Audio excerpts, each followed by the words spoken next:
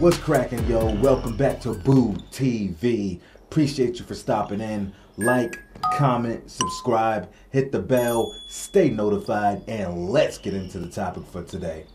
What's cracking? What's cracking? Back with another video recommendation. This one from none other than the fabulous subscriber/viewer Bookmom. Bookmom, what up? I appreciate you. Bookmom asked me if I could do Johnny Most retirement at the Boston Garden. Now this is something new that we've never done before. I've never done content based on a broadcaster/commentator, but y'all know me. If you've been watching me do these Celtics/Larry Bird videos, that I have fell in love with the man Johnny Most. I love his commentary. Bang! My microphone doesn't like when I do the my Johnny Most impersonation, because when I play it back to do editing, it like moves out of the dB scale and you can't really hear me. So I'm going to try it again. Bang! Oh my God, the garden is going crazy. I can't believe what I'm looking at right now. Bang! Anywho, let me change my LED lights to green. Here we go. And hey, this one is Johnny Most. So I found a video here. Celtics honor Johnny Most at the Boston Garden. This video is about 35 minutes long. I'm sure you Bird and Celtic fans will enjoy this. Johnny Most fans as well. So hey, with no further ado, I'm excited. This is something very different. And you know, I don't even know what Johnny Most looks like. I've been listening to him this whole time, and I was like, I don't even know what this guy looks like. Johnny Most, I'm about to put a face to your voice, my friend. Rest in peace, my brother.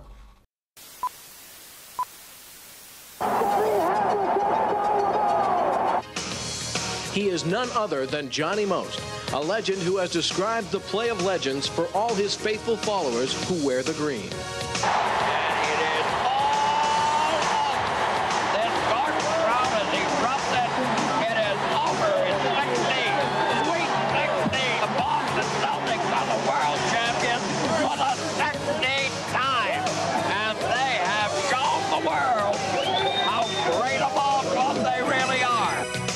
Make no mistake, Johnny Most is as much a part of the Celtics as Red Auerbach, Bob Cousy, Bill Russell, and Tom Heinsohn. I mean, he's not up there as an impartial observer. He's there as a member of our organization, and when they call a foul against us, he's hurt. And that's the way he reacted. And he always amazed me because he was a very good ad-libber. He used to do the whole broadcast all by himself. He'd walk in there 10 minutes before airtime, and he'd just wing it. Something happened to the lights or the clock. He just ad-libbed it, and he did it as good or not better than anybody ever saw. And there have been so many incidents with Johnny because he feels that he's a member of the team, which he is. And Johnny is so loyal that it just exudes from him. So if anybody says something or gives him a hard time, he's ready to battle. And he wasn't much of a fighter. So we used to caution him, hey, Johnny, calm down, will you? You never won any fights. But that's the way he was. And like I said, he's very loyal, and his whole life has been dedicated to the Celtics. Well, he's just part of the family. We don't do anything without Johnny, and we like to feel that whatever station has done the broadcast, Johnny is part of the deal. Otherwise, we were never interested in making any move. Johnny Most has hosted and been toasted. But he is most famous as the object of what some call the greatest form of flattery. All right, Archibald bringing the ball up on the right, looking around, goes in the corner to Ford. Ford fiddles, diddles, goes back to Tiny. Tiny drives down the lane, and he got mauled by Dawkins. Oh, my God, they're going to have to scrape him up off the floor. All right, it's Andy's going to put the ball in bounds over to Larry. Larry on the pivot, he goes quickly over to Danny. Danny looks at Kevin. He goes over to McHale. McHale goes over to Robert. Robert with the rainbow, and he got fouled. We're going to have a foul on, who's it on, Magic? No, it's on Rambus. And there goes Rambus. He's saying, why, Jake? Why? There's no blood. There should be no foul. Look, he's still standing. There's no need for it. Do you know who I am? My name is Kurt Rambus. And I'm very, very ugly.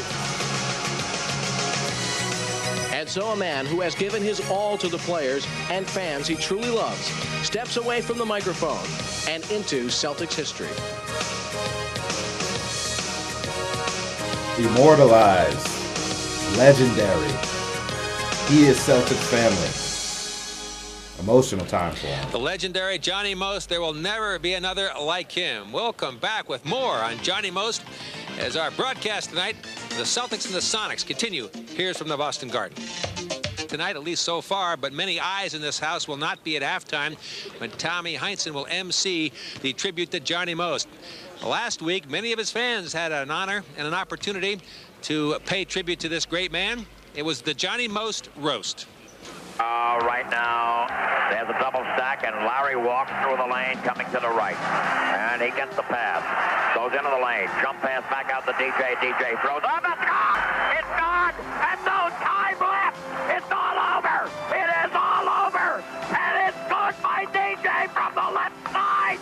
It's all over! Boston wins the all-important fourth game! Ainge comes down, takes another three. It's gone! Another one! Danny Ainge has just got the lead to 4. Last Thursday night, over 500 people gathered to pay tribute to the voice of the Boston Celtics. For over 36 years, Johnny Most has been known as the broadcaster of the Celtics. But to the fans of the Men in Green, he was much more. Johnny Most is, to me, bigger than all the players in this town, including Larry Bird and Roger Clemens. He'll outlast them all. He won't try to break his contract. He won't try to ask for too much money. I think the guy is fantastic. Many of Johnny's closest friends came to toast and roast him in tribute to his longevity and loyalty. Johnny sort of used the Celtics like Garth the Fiedler was the Pops. You know, it's not just someone who worked for them, but someone who actually was them, whether it was Russell or Cousy or Havlicek or Collins or Bird. All the generations came and went, and Johnny was still there. In this particular game, we're playing against the St. Louis Hawks, the championship game, and one of our guest speakers here, Jim Lesketoff, was injured and wasn't able to play in this particular game, and Lou Chiropoulos, who had been a backup player, was now assigned to defend against the great Hall of Fame player Bob Pettit. And it was a key game, and we were really, you know, we wanted to win this championship, and Lou Chiropoulos is out there. And here's how Johnny Most broadcast went. I can't believe it. We're in the third quarter here, the beginning stages of the third quarter, and Lou Chiropoulos is doing a fantastic defensive job on Bob Pettit. I mean, he's in his shirt, he's in his sneakers, he's in his underwear.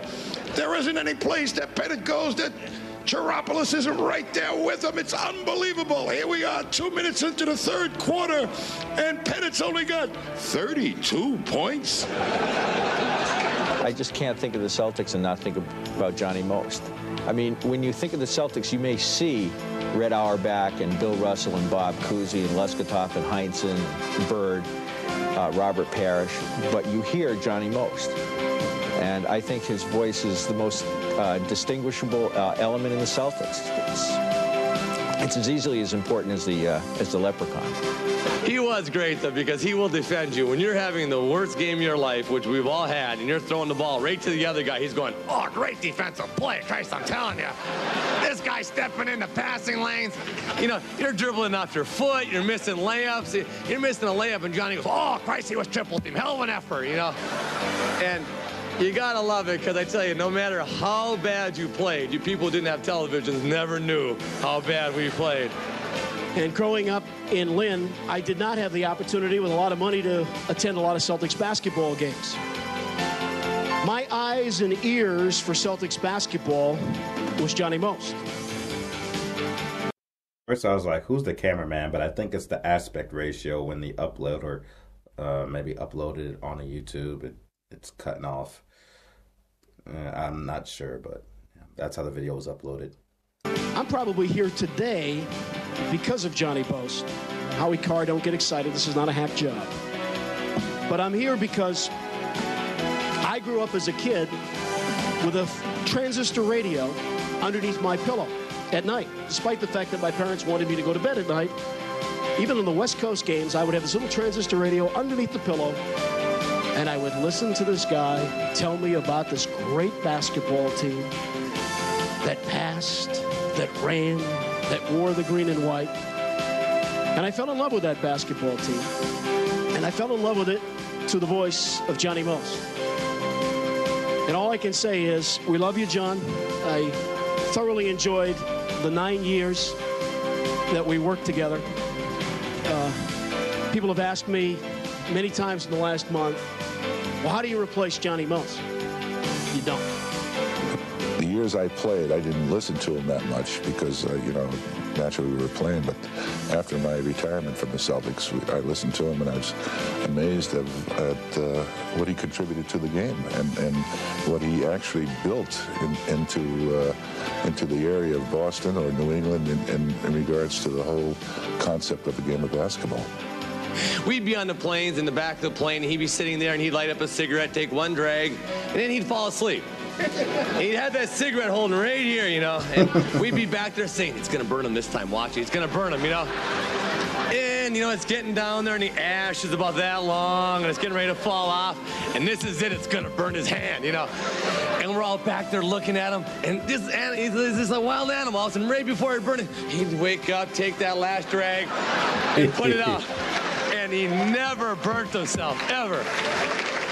And if all you ever got to know was Johnny Most, the broadcaster, you missed an awful lot. Johnny Most, the man behind the microphone, behind the image, a delightful guy, and I love him very much. Then he took his cigarettes out of his pocket and put one of those cigarette loads in the cigarette. And so he, you know, Johnny, we're watching him, and he right away, as soon as he got off the airplane, boy, he'd light up a cigarette. Geez, it didn't bang. Must not have been in. So we're all following Johnny around the airport. And we get outside, and sure enough, we all run on the bus real quick. And Johnny always had that last cigarette before he came on the bus because as players, we said, Johnny, don't smoke on the bus until we saw that it's done him so well. Now we all smoke on the bus. But anyways, he was standing outside by the luggage, and sure enough, he gets a cigarette out, and we're all jammed up against the windows on the bus. Right? We're all looking out there like we're looking at a zoo, you know. And pretty soon, why does Kevin McHale remind me of Bob Saget? Johnny lights it up and takes that big drag, and he puts it down by his side, and bang! He doesn't even move. He sits there, and we're going, he didn't hear it. Nah, he didn't hear it. He lifted that cigarette up, and that cigarette was shredded to beat hell, and he looked at it and went, threw that thing out. Boy, went right back for another one. It didn't even faze him. This is not farewell. This is not goodbye. This is more like Auf Wiedersehen. And in closing, I would like to quote a poem of my own. With the passage of time, the pretty flower wilts, and the green grass is yellowed. But the beauty within me matures and grows with the passage of time. Thank you. For those here at the Boston Garden tonight, they'll be receiving this shirt, emblematic of the special evening here honoring Johnny Most, provided by Sports Channel this evening.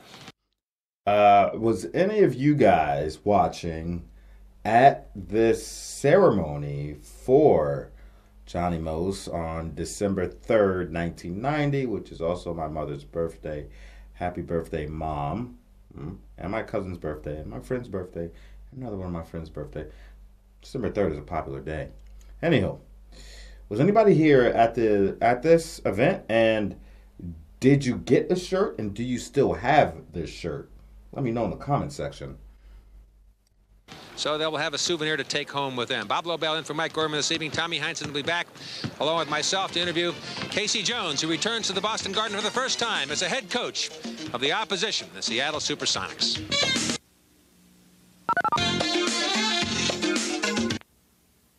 I'm learning the names of the Yugoslavian players, and so he went right into the to the radio cast, and he started calling out names. All right, now the left-handed guy throws the ball over to the curly-head guy. The curly-head guy moves over to this guy, and so I just fell out, and it was live. live radio, and he's coming up with these different names, but he responded as a professional would respond, and is just call the game. But I heard he came to you for advice on a pronunciation of those names. Well, yeah, I had a little difficulty with it. You know. So would have I. You should have heard us dealing with Vrankovich here for a while. Stoico. Stoico. I'll stick with Stoico, and here's a 7-2 guy who can kill people with his shot blocking. What about your new head coach again, taking over? A man truly loved by the fans. Good old VHS tape, baby. Tonight he returns as head coach of the Seattle Supersonics with hopes of beating his former team.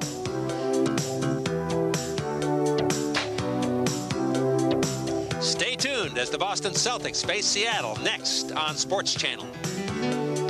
Time at the Boston Garden. Bob Lobel in for Mike Gorman, who is on assignment. Tommy Heinsohn has left our broadcast location and is moving down to a place at midcourt where he will be the master of ceremonies for the halftime show that will be honoring the legendary Johnny Most. 37 years as a Boston broadcaster, 37 years as a Celtic broadcaster. The number of radio stations he's been on as the Celtics' rights have shifted from year to year is rather remarkable in itself. But Johnny will have a very emotional tribute paid to him tonight as they will unveil a permanent microphone just under him.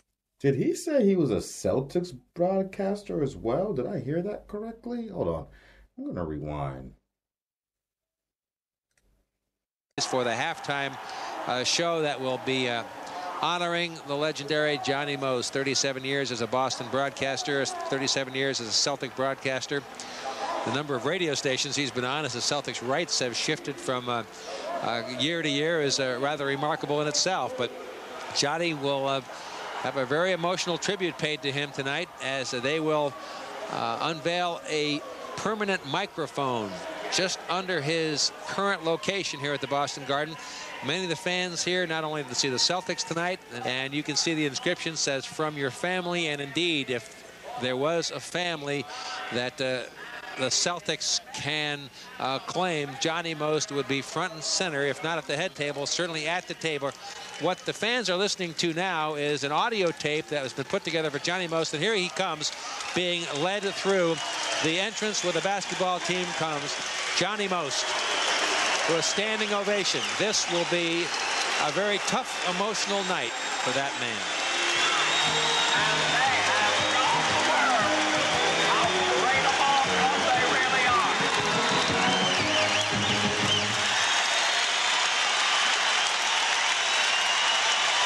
Boss man, that's a boss man.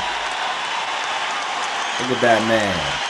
Looking fresh, looking sharp, looking fly.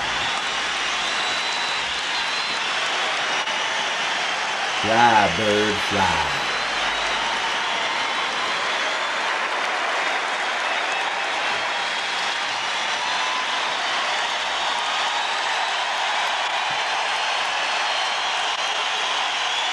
That's love, man. That's love, man. That man is family. That man is a legend. That man is loved. Broadcaster, commentator. Look at the turnout. Look at the ovation. That's love, man. Something about them Boston Celtics fans, man. They love their franchise and all things affiliated. Boston sports in general.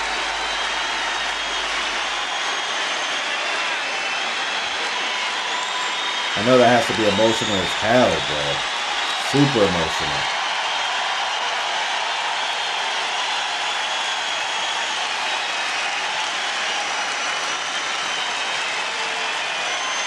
Sharing his voice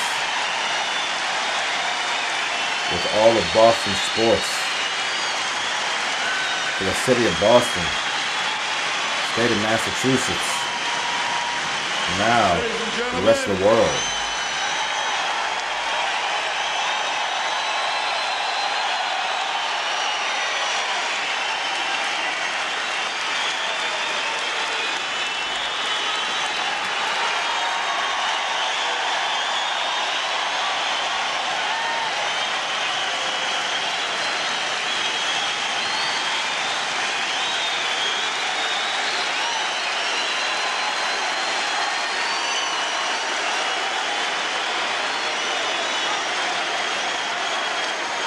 and gentlemen,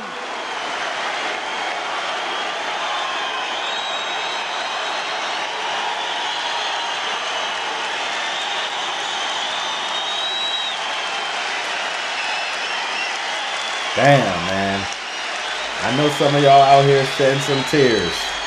Ladies and gentlemen. Right now. Let it out. It's emotional. Rest in peace, Johnny Most.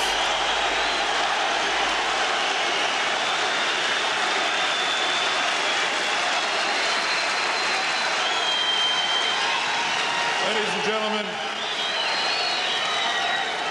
we're here tonight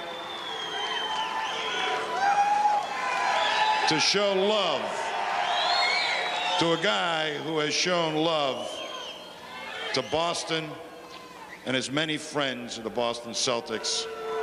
This is a love-in we're going to have here tonight. Johnny Most epitomizes, in more ways than one, the true Celtic tradition. He's been our horse since the 50s. He's transcended several generations of player, and every single player that's ever played here holds him a dear friend. He has brought to you the mystique of the Boston Celtics over the years.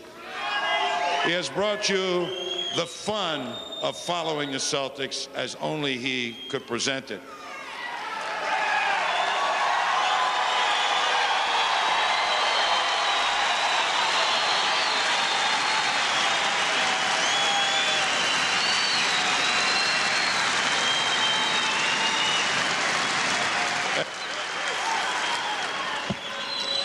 There's no question that this is truly going to be a love-in for everybody that's going to step up here that you can see.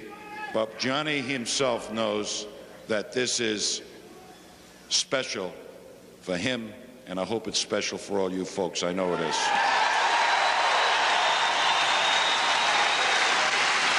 I'd like to introduce Johnny's wife, Roberta.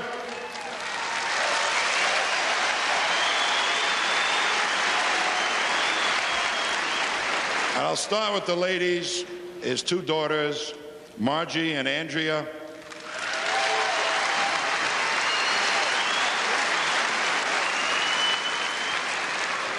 And his two sons, Jamie and Robbie.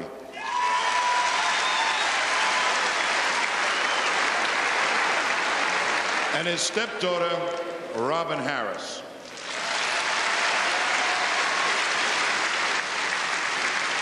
We have a number of gifts and presentations to make to Johnny tonight. First of all, from WEEI, the Celtics radio station, an 18-karat white and yellow gold lapel pin in the shape of a microphone with 37 diamonds. That's dope. One for each year That's of dope. Johnny's Celtics broadcasting career. Presentation made by Mike Wheeler, Executive Vice President and General Manager of WEEI Radio. Man, the Celtics organization really knows how to take care of their folks, man. Sheesh.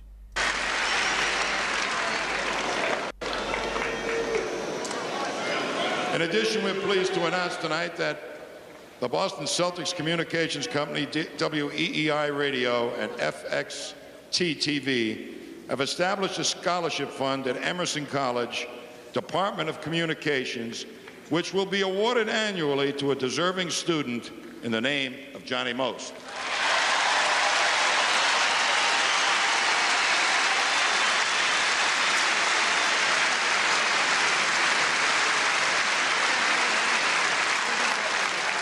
I wonder if they're going to make all those students drink Drano. With us tonight is another one of Johnny's friends from the old days, one of my teammates, Sat Sanders.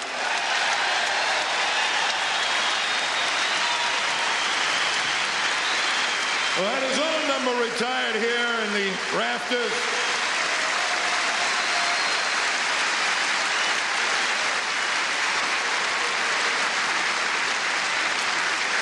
Satch now works for the National Basketball Association, and he comes here tonight representing the league with a special gift for Johnny.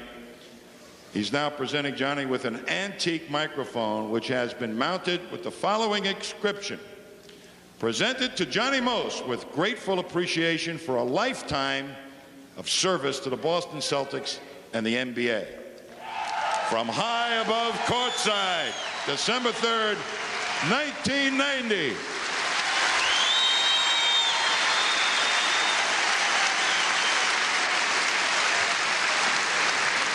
That's dope. As another guy that's been around here just a little bit longer than Johnny Most, guy who calls Johnny friend also, man who started off all of this stuff, Red Auerbach. Wow. Who else is that going to be? Anything. Gotta be Big Red. Even though Bill Walton is technically Big Red. Down to normal. What are you looking at?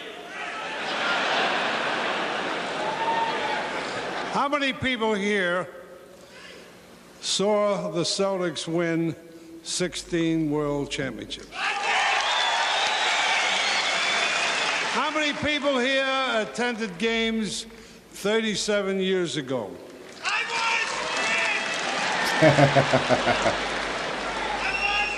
When we hired him 37 years ago, nobody would ever figured that that gravel tone would last. I have here a gift from Don Gaston, Alan Cohn, Dave Gavitt, Jan Volk, and myself, that this ring, this championship ring, is the only one of its kind in the world. It has no date. It symbolizes and says on the ring, 16 World Championships. That's dope. Johnny. That's dope. Yep. Yep.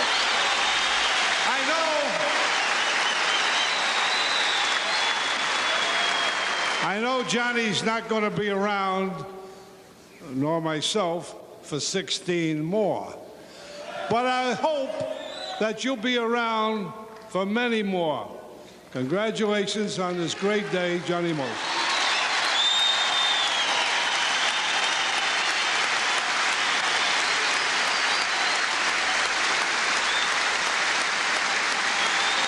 He bends his cheek.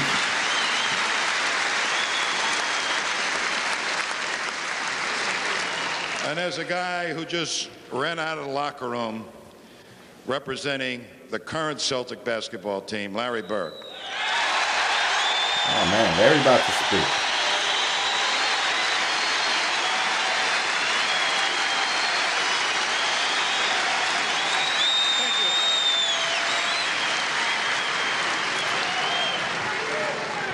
On behalf of the team, Johnny, we got you a piece of wood here. But it's a very special piece of wood. It reads, "From high above courtside, the world learned of the wondrous events on the parquet below from your uniquely green perspective." Thanks, Johnny. Thanks for the memories.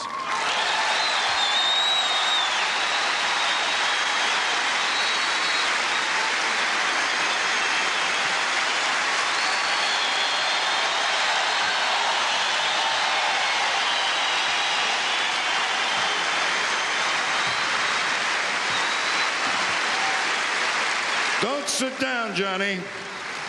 Johnny, don't tune me out either. But don't sit down. Come on up here and say a few words. Come on.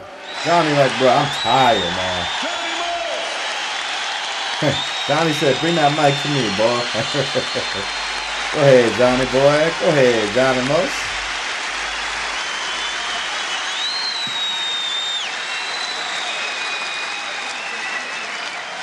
Most. Ladies and gentlemen, I came to the Celtics in 1953 and I thought I might stay a couple of years. Instead, I stayed 37.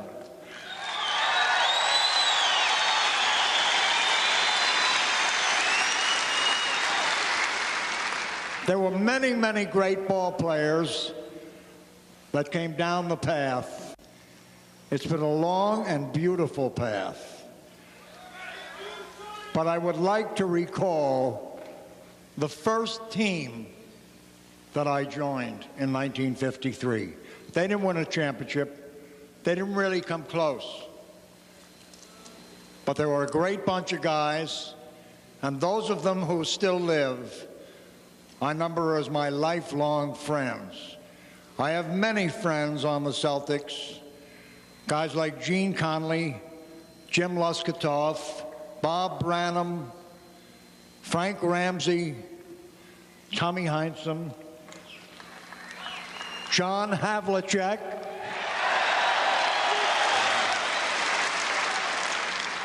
and many, many others. And lest I forget, the captain of that first team that I joined, number 14, Bob Cousy.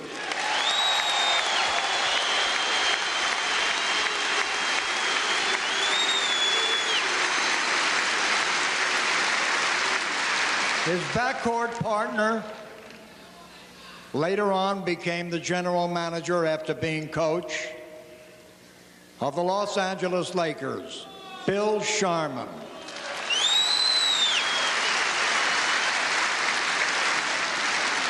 '72 Lakers, 71-72. There was a guard from Kansas State by the name of Ernie Barrett.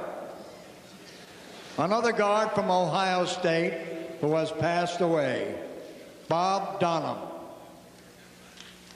There was a forward from Tennessee who has passed away by the name of Bob Harris. And a forward from Duquesne who passed away by the name of Chuck Cooper.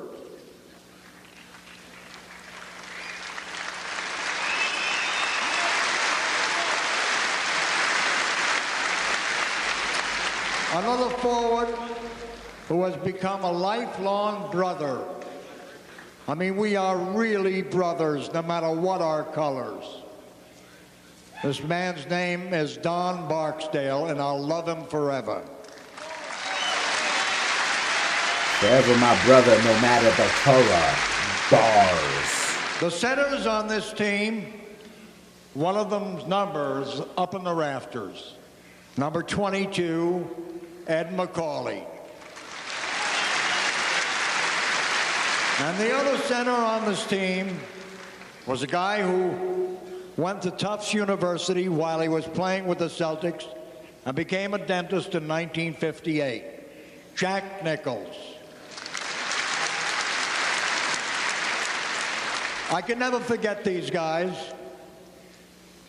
because they were part of the reason I elected to stay. The two biggest reasons I stayed, or the three, were a man whose heart was as big as a whale, Walter Brown.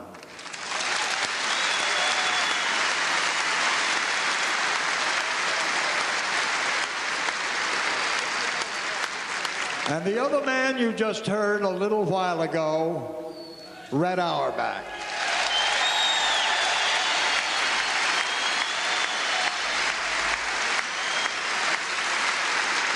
I owe so much to these guys, and I owe so much to the city of Boston. These guys taught me, Auerbach and Brown taught me the meaning of two of the most important words in the English language: friendship and loyalty.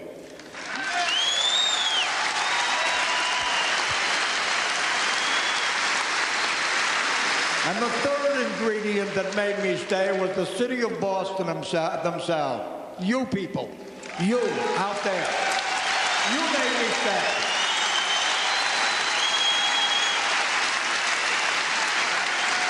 And from you, I learned the meaning of the word love. And I thank you very, very much for that.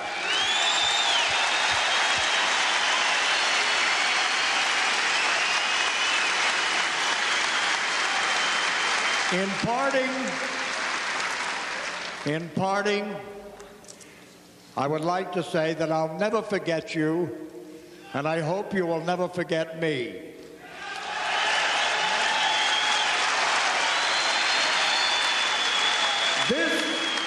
This is not goodbye. This is Auf Wiedersehen. Thank you.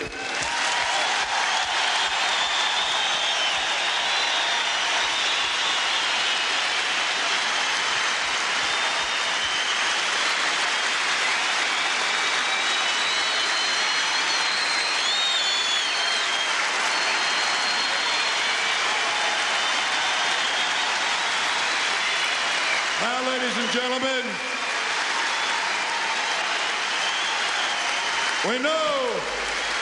we all know we'll never forget you. There'll never be another one like you. And to make sure that nobody ever forgets what Johnny Most meant to the Celtics, I want to direct your attention to the facade up there, below the press box, high above courtside, where Johnny Most regaled us for so many years with so many great games. We will present to you a lasting monument to the voice of the Boston Celtics, the only one of his kind, one of the great broadcasters of all time, Johnny Most. Johnny, you didn't have a number, but you had a microphone.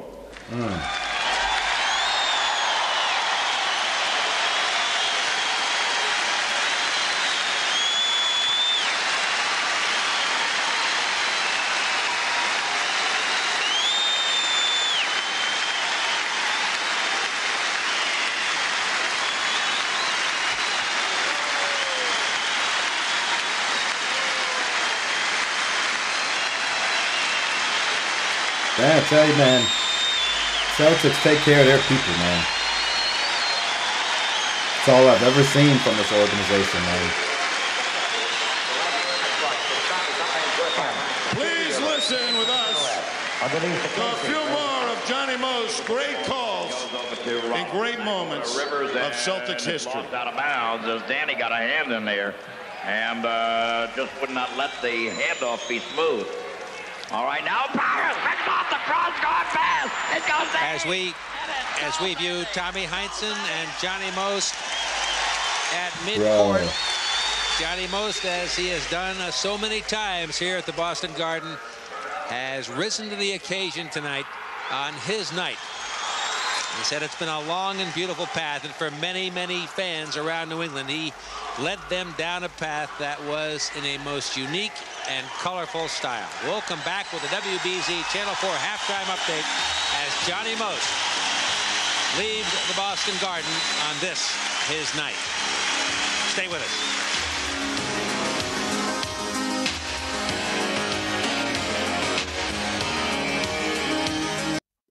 Amazing. I can't say enough about how beautiful that was for, you know, a guy that dedicated damn near 40 years of his life to broadcasting for all of Boston. I tell you, man, John, when they say there's nobody like Johnny Most, it's the truth. Like, I didn't even know who the guy was, really. Look, I might have heard him. I've heard him, but, you know, they didn't really pay much attention. But until I started doing these damn Larry Bird videos and stuff, and then his voice, I was like, who is this guy? His voice is so distinct. He was full of energy. He was entertaining. And I was like, I really like this guy's broadcasting. There was nothing, never heard nothing like it. Bad. He just yelling and the energy. It was wholesome. It was real. It was authentic.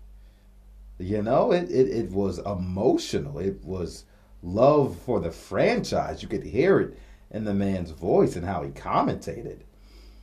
And then that's why I put in the comments section, one of the Larry Bird videos, I was like, oh no, I asked y'all in the comment section, I was like, who is this guy? What is his name? Then they started coming in, bro, that's Johnny Most, that's Johnny Most, that's Johnny Most. Let me tell you about it. I was like, Johnny Most, I like this guy, man. I love this guy already. He's awesome. Yeah, man. Shout out to Johnny Most. Now, that microphone that they got didn't have a jersey number, but hung his microphone up there, the rafters. Now, that was 1990, all right? Obviously, the Garden has went through many of renovations, so I'm assuming the microphone is still hanging up somewhere. I doubt it's in the same place, but y'all let me know. Is it in the same exact spot since 1990, or has it been shuffled around with renovations in the arena? If I go out there right now, if I go to the Boston Garden, where am I going to see this microphone? Because the day that I've never been to the Garden, but there will come a day, because one of the things on my bucket list is to visit every NBA team play at home. So I will make it out there. And when I do, I want to know exactly where to look for Johnny Most's microphone. All those gifts were clever, very unique, well thought out.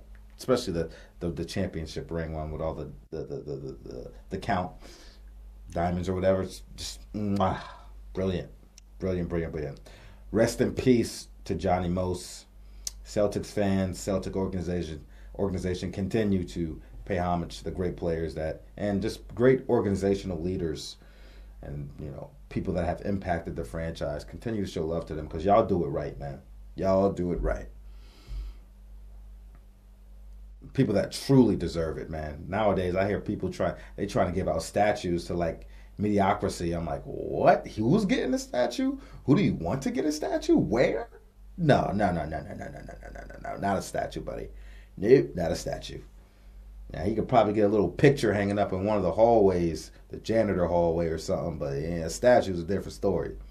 Anyway, y'all let me know what you think about it. What did Johnny Most mean to you? Like, comment, subscribe, hit the bell, stay notified. I'll catch y'all on the next one. We out, baby. Book Mom, thanks for the recommendation. This was different. It was awesome. Never did anything like this. Take care.